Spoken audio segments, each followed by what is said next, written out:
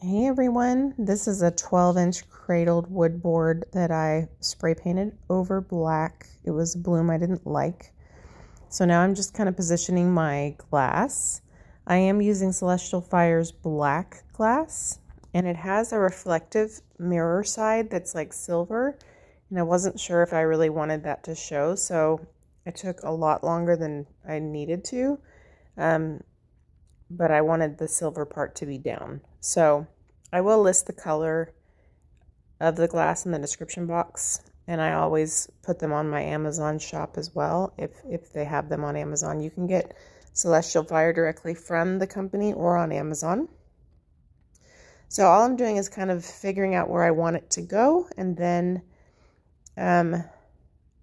when I do start working on it, I'll drizzle some clear resin to hold it in place. Now I got this bright idea because I was out of the Pebeo Cern Relief that I would kind of create some like pseudo lines with some Elmer's glue all, and that it would help me kind of figure out where I wanted my colors to go.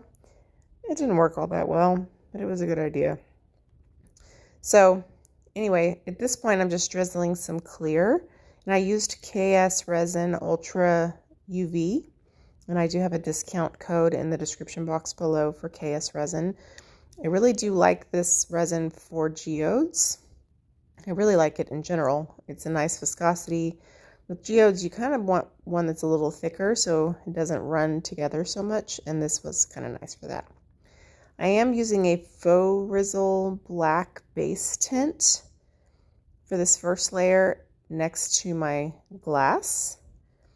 And I will tell you, in this first layer, I end up using a lot of colors that kind of don't make it to the final.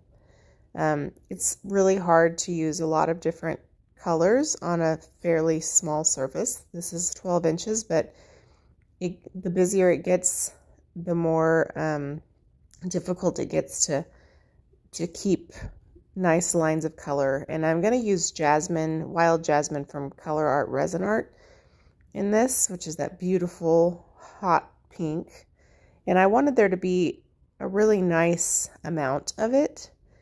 So naturally I wanted to use Milky Way, and I wanted to use red diamond and all kinds of things that just kind of don't make the final cut. That charcoal looking color is a black pearl color from Firedots that I got from Pixel Paint Designs, and unfortunately it kind of gets covered sort of by accident in the second layer. So I was kind of bummed about that. But I'm just kind of spreading around my Jasmine. My tape dam kind of worked against me and caused my colors to run in weird places. So I always have mixed feelings about whether or not I want to do a tape dam or not. In this instance, it did not do good things for me. So you're seeing a lot of colors that you're not going to see in the final result, unfortunately.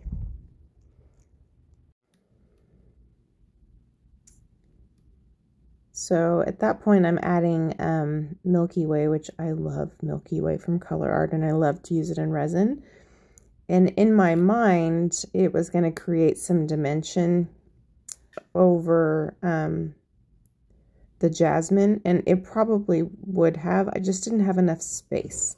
So I also am adding red diamonds, which is like an interference red on steroids, because the particulates are really, really big, and so it's very sparkly. So in my mind, I was going to go in and maybe put some glitter lines around those, and it would add kind of some dimension and depth of the color. And like I said, that probably would work if I had more space. But what I was noticing is, for one, at the time, I still have the tape around the edge. And so now we're getting too much resin on the board, which means where you have nice lines, they're going to start to kind of fold in on each other, and you're going to get some discoloration and stuff like that. And so that's where sometimes a tape dam is a bad idea.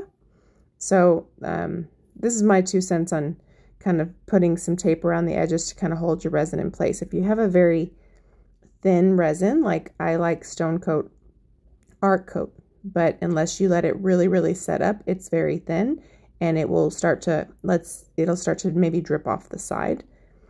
and you might lose some of your color saturation because it's going to kind of pull. Well, this is KS Resin's Ultra UV liquid something. I don't know. I'll try to put it in the description box. It's a little thicker, and so I don't know that it needs the dam around it as much as some others might. So I think it just kind of depends on what you're doing. So here I'm coming in and I am adding some more black. So now we let it sit overnight, and this is our second layer. So as you can see, I'm trying to make the jasmine more prominent. So unfortunately, some of the detail you saw in the first layer does get covered up. The first layer is kind of always a gamble. So what helps me is to kind of do the outline of the layer and then pull some of the color using a popsicle stick from the middle. For one, you don't have to use way too much resin that way, and then it also kind of keeps it from being just overflowing with resin. So if you need to add other colors, you have some room. And so I basically just went back in for this layer with the jasmine and the black. I didn't bring in some of the other colors because I was like, it's going to be too busy by the time I go in and I add glitter lines, which I'm going to add glitter lines in the next layer. It's just probably going to be too much. And so I had planned on adding this really colorful glitter, which honestly was the premise of, I wanted to use jasmine and I wanted to use this glitter because I have a pound of it. And I thought that would be kind of cool with black. And I also have a, like a holographic black glitter. So I was like, maybe I can use this colorful glitter and draw some thin lines with the holographic black. But then I was, by the time I added the glitter and I covered up some places that I kind of messed up, it would have been too busy to add in the holographic black glitter lines, in my opinion. I even thought about just drawing some paint pens in black, and I was like, it's too busy. So, you know, I'm a Tumblr artist as well, so I have a lot of glitter, and a lot of it's really pretty. And sometimes I got it, you know, thinking I'll make a ton of things with this, and I may not. So, so yeah, anyway, I think some of the details of this went a different way than I intended, which is always the case, right? And what I love is, like, Sheri has a very soft and beautiful geode for our collaboration, and this one is like crazy hot pink and black, so they're just very different, you know. So in this case, this is the next day. So I am taking some glitter that I've mixed very thick because you don't want it to be too thin or it'll spread out, and some resin, and I am pulling it up into a syringe and I'm spreading it out. Now I tend to make my glitter lines a little bit too wide because sometimes it seems like they're maybe a little narrow compared to another one, and so they end up being wider than I intended.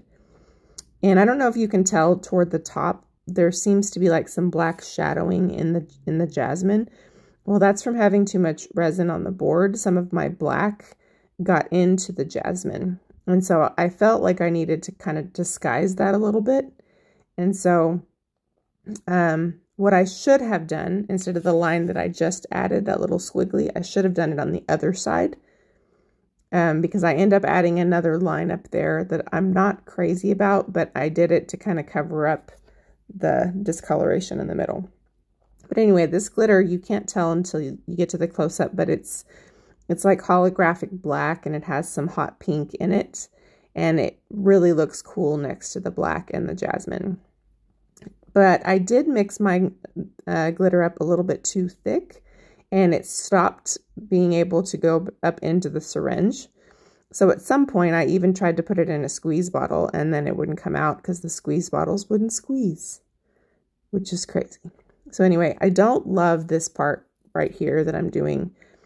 I went back and forth in my head, but once I put it on and I put that much on, it was too late. So I tried to offset it with what I'm doing over here, and I hated it. So I actually took that off. So that took a long time. I had to get the acetone out. All right, so I had some glitter line challenges. I actually got it too thick and it wouldn't come up through the syringe and it wouldn't squeeze through the bottle. So it took forever. And I don't really like the fact that there's like a line here and a line here, but this part had kind of a weird black shadow under it. It still does.